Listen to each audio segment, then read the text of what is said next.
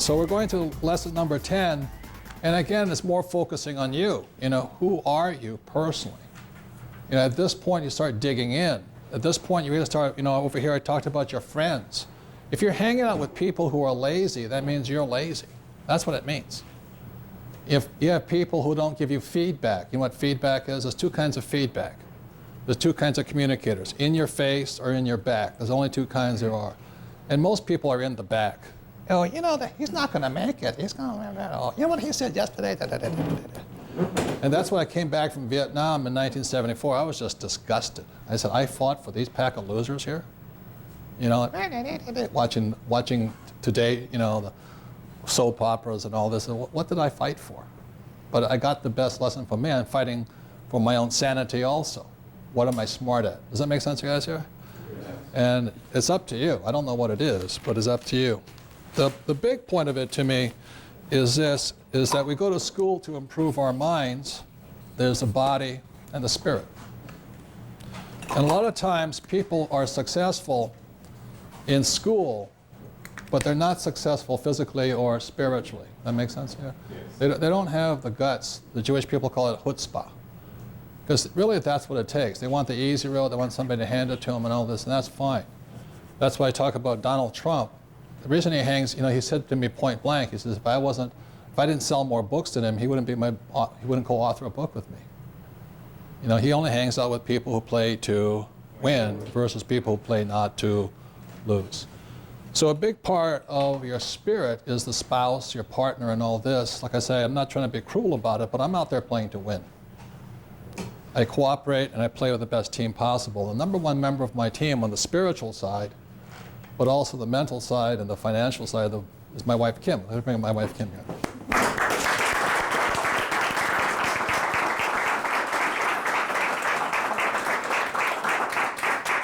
I mean, she's physically beautiful, incredible mind, but she's a great, most loving person I've ever met in my life. And she plays to win. And I know she didn't marry me for money. We've been married 20 years now. I know she'd been marrying me for the money because we didn't have any money, right? We had no money. We celebrated when we hit zero. That's when we popped the champagne. We were so under zero. Yeah, because I was so deeply in debt from that last business, and then we just paid our way out of it. And we never stopped investing, never stopped doing what we needed to do. And that's the tape, how we got out of debt. Because Donald's been in debt, I've been in debt. And it's your spirit actually that pulls you out of it. More than your mind, more than anything else. Your spirit, how strong is your spirit? And that's what I'm talking about. And when I meet people who are not at their peak, not at their prime, it's something has shut down on them. They decided it's okay to lose. Like she never gives up on how good she looks. I never give up on how my appearance is physically. But some people they just bloat out. I see them every day on my circle. They need a whip. Wow, wow. But they don't want that. But it's easier just to walk around the circle. Yeah. It's more comfortable. It's easier to be fat, dumb, and ugly. You don't have to do anything for that, and unhappy.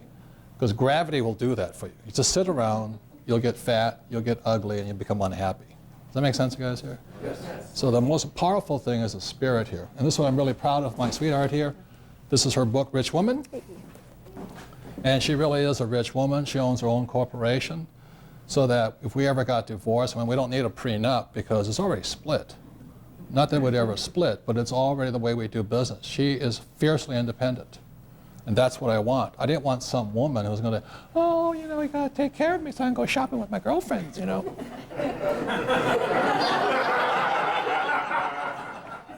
Well, some guys like that. Some guys like me, Tarzan, you, Jane, and then, well, no, there's different strokes for different folks. I wanted a partner in my life. And we have different partners. Anna Nicole Miller always wanted an old guy with a lot of money. She loved him, though, I'm sure. If he didn't have his money, I don't know if she'd love him, but who knows, what I'm saying? Everybody's got their own deal going with God. And my deal was that I wanted to marry a woman who was gorgeous, smart, kind, and likes to win. That's why I said you tee off from the men's tee, right? I do tee off from the men's tee, because I figure if I ever get into a tournament where I have to tee off from the women's tees, that's going to seem so easy. Yeah. So that's what I do, and that's why I push. And just to, we so are a team, and the reason Rich Woman came out is because Robert and I would travel the world, and he would be talking about the Rich Dad philosophy and the information, and then he would push me, literally push me on stage, because it was the scariest thing I could do, and he said, get up there and speak a little bit about women and investing, and he'd push me up there, and I'd do my 5 and 10 minutes, and then at the breaks I would be inundated by women. Doesn't matter what city, what country, same issues, same questions, and that's where Rich Woman came about, was answering and really addressing those issues that are unique to women when it comes to money and investing. But as a team, once the book came out, then I'm now doing more talks and more interviews, and he's pushing me, and I'll go do a talk, and he'll go, okay, try this, try that. And you know, I hate feedback. I don't like to be told, this is where you screwed up. Here's where you did it wrong. I hate to hear it, but if I don't hear it, I don't get better. So he's become really a great coach, and the team, you know, now he's given back to me as I get to be the student. He gets to teach me about interviews and what to do on stage, and it's really, again, strengthened the relationship because we do work so well together. Yeah. I'm like our coach on the public, you know, presentation side. She's the only person in the company that allows me to do that. Everybody else wants to be the expert. Well, I don't think I could get a better coach when it comes to that. So, thank you. So that's how we're a partnership or a team, and it's a very spiritual bond. And why don't you give a couple of stats on women? Well, one of the surprising statistics when it comes to women and why it's so important that women start to take control is that 47% of women over the age of 50 are single, meaning most of these women have to take care of themselves financially. And the divorce rate in most countries, many countries, especially in the US, is 1 out of 2 marriages ends in divorce. And who usually ends up with the children? The woman. The first year after divorce, a woman's standard of living drops an average of 74%. So he may be working, she might be the stay-at-home mom, all of a sudden they're divorced, she has to take care of herself and her kids, and she struggles financially to do that. Of female baby boomers, these are women in their 40s to 60, 58% have less than $10,000 set aside for retirement. So those are some of the statistics of the elderly living in poverty. 3 out of 4 are women, yet 80% of those women were not poor when their husbands were alive. So many of us women, I think, haven't been prepared. We've actually been taught to depend on somebody else for our financial well-being. And the statistics now are saying that's not working anymore. So which is why when we got married, she has her own company, her own corporations, her own assets, her own cash flow, her own bank account. It's because I want her to be an independent woman, not need me, then we can cooperate better. It's really tough to cooperate when somebody's like, you know, that's not what I wanted. So it's your deal, whatever deal you want to make. And unfortunately, in the African American community, it's even greater number of women are single than are married, right? So that's why it becomes more imperative today that we have financial education available, which is why we made these cash flow clubs are so important, because it's people teaching people, people helping people, people demanding the other person get better, be a coach to the other person. Does that make sense, you guys here? Yes. If somebody in your club wants to play a wimp, you know, let them go someplace else and play wimp. Don't let them play wimp on your time, on your dime. Because there's one thing about Rich Woman is not for wimpy women. If you want to really tick me off, become a wimpy woman. So a big hand for my sweetheart here. Thank you. Thank you. So the last part was why the rich are getting richer, or what some of the distinctions are. When you look at the quadrant again, number one, you got to find your genius. I mean, what is it you're really good at? What is it, win or lose, you want to play the game? You know, bowling, if I lose, I don't want to play again. But I don't need to be a bowler. But in business, when I lose, I just get more stimulated. I go, that's it. I just lost a real estate deal yesterday. I am just, you know what? It just inspires me to go after another deal now. You know, so what happens is if you're a true winner, losing inspires you to win more. And if you're a loser, you're crushed spiritually, you've lost. Does that make sense, you guys? Yes. So these guys here, because for most of them, they don't have much financial education, what they need are securities. That's why these guys develop them, and they sell securities to these people. They call stocks, bonds, mutual funds, REITs, stuff like that. They're secure, they're packaged. It's like going to the supermarket and buying a filet, a roast, ribs, and all that. They've already chopped up the beast and given it to you. Does that make sense, you guys here? So they pre-package everything. The FDA, what is FDA food? Anyway, the government pretends, this thing is free of salmonella or whatever it is. They have all the highest standards. And for most people, 90% of the population, they should buy securities. But they're the least secure of all the assets. Because these guys are just stealing blind from these guys, taking in fees and all this legally. Okay, so it's very, very different mentality. What happens on this side over here is it's called putting a deal together. You put a deal together. And that's the difference. That's what these guys are doing. So to get from the rat race to the fast track, you really have to understand this. You should understand, about sales and marketing and business and all this stuff, so you can put a deal together. So I'm not out there looking for securities, stocks, bonds, and mutual funds. I sell securities. When I take a company public, I sell stock. I don't buy stock. These guys buy, these guys sell. Does that make sense, you guys here? There's a very big, these guys save, these guys borrow. And they borrow from these guys, because these guys want security. The bank will pay them 5%, 10%, what they pay them. And these guys will take this money and ramp it up to 100%. That's the difference.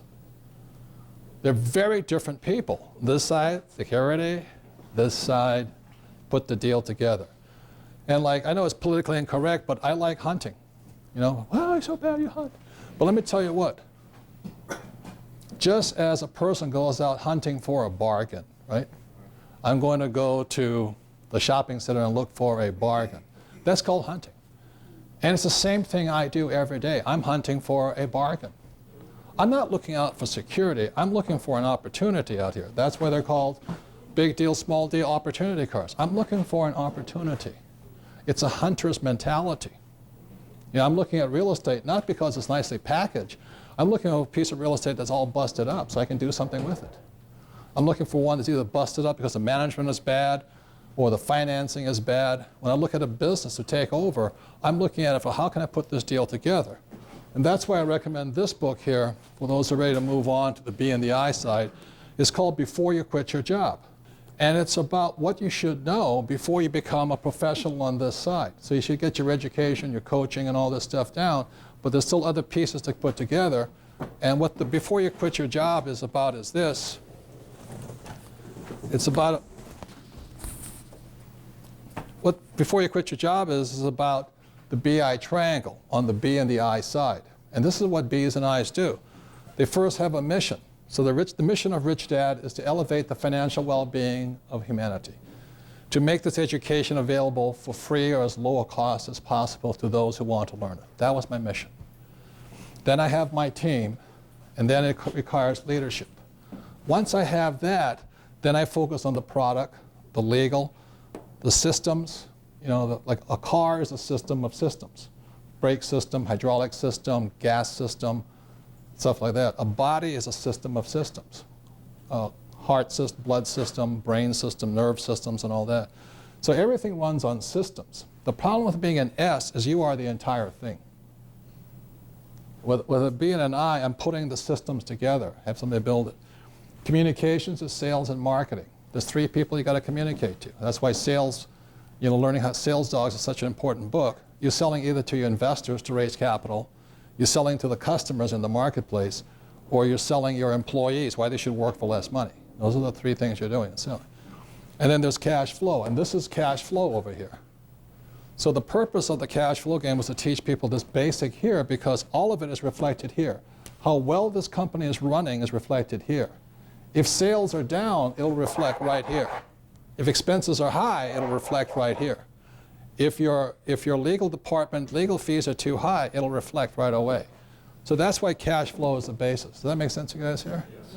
So on the B and the I side, I'm putting a deal together. I'm putting this together. It doesn't make a difference if it's business or real estate. A true entrepreneur is putting things together. I don't have to be the smartest guy. I have to be a pretty good leader, though. That's what the Marine Corps taught me. That's what the military school taught me. That's what network marketing teaches people, how to be leaders and not such a wimpy little person running around the place. That's why I support network marketing. I teach leadership. Can you put a good team together, and can you put a mission together? That's what the B's and I's are doing. When you get to be that, then you can move in real life onto this side over here. Does that make sense?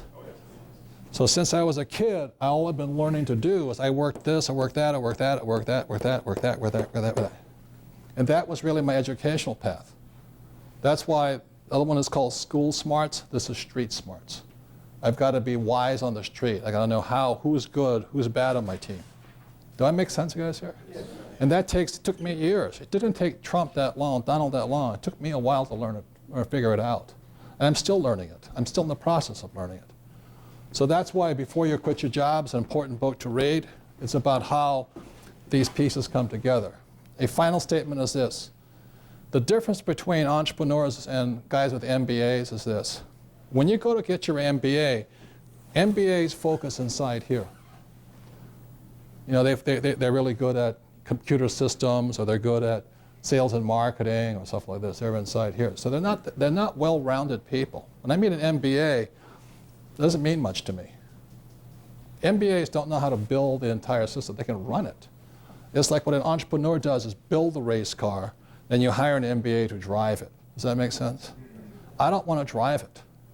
I want to go on and build something else. That's what an entrepreneur does. It's a different mindset. That's why I can build so many different companies, because it's just a matter of building, turning it over to some smart guy to run it for me, or woman. Do I make sense? Yes. Real estate's the same deal. Real estate, you got to have a product, you got to know who your customers are, you got to check all the systems, the roofing system, plumbing system, heating system, electrical systems. You have to have legal documents. Is a deed impact? What does your loan say? How does the cash flow? How are you going to sell and market the place?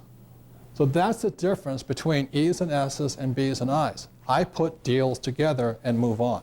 That's the difference. Am I clear, you guys, here? Yes. The big difference here again is this. These are MBAs. This is military school. The only thing the military, for those who've ever been in the military, they focus on the mission. Sir, the mission of the United States Merchant Marine Academy, sir, is. That was the first thing I had to learn. The mission of the United States Marine Corps, sir, is to travel to faraway country, meet nice people, and shoot them. Yes, thank you. Not really, I'm only kidding, you know. But that's why I'm a Marine. You know, we were clear on our mission. Our mission was to kill them. That was what we're drilled into our head. Then you want to make sure you have the strongest team. I learned trust like I have never learned trust. I have a very good friend. He says, I'm alive today because dead men kept fighting. You know, he said there were guys who just shot the heck and they just kept pulling the trigger so he could escape. And when I came back to the States, I didn't find that out here. I found a bunch of wimpy MBA students, draft dodgers running our politics. You know, I just understand it. And then, are you a good leader? What a leader has the ability to do, what we learned in the Marine Corps, was ask young men to give their lives for their country. If you can do that, you can sell. Does that make sense, guys, here? Yes. And so those are the skills. So the reason I like network marketing and the military, police work and all this, is you learn this, and business schools teach you this. I believe the reason Donald Trump is so successful is he went to military school and he has his MBA. That's the difference. You guys got that? Yes. So it's up to you. It's who's on your team. Are you playing to win? You want to invest in securities here, small deals here, or fast track deals? It all comes down to how strong all of these 8 pieces are. If you have all pieces strong, you're very successful. You have some weak pieces here, the company suffers or dies, and it shows up in the cash flow statement. Our company, Rich Dad, was dying because we had a lot of MBA people who couldn't sell running the company. We had accountants and attorneys running our company, but they couldn't sell. Not creative people. I had to get rid of them. Get back to the mission. Does that make sense? Yes. So, you know, thank you very much. These are the 10 lessons. I wish you the best of luck. Remember, give and you shall receive. Teach other people, because that's what the board game was set up to do. The more you teach, the more you learn. The more you learn, the more you gain financially. And that's why this whole thing was set up. Again, cash flow, the 10 lessons, whether you're rich or poor, welcome.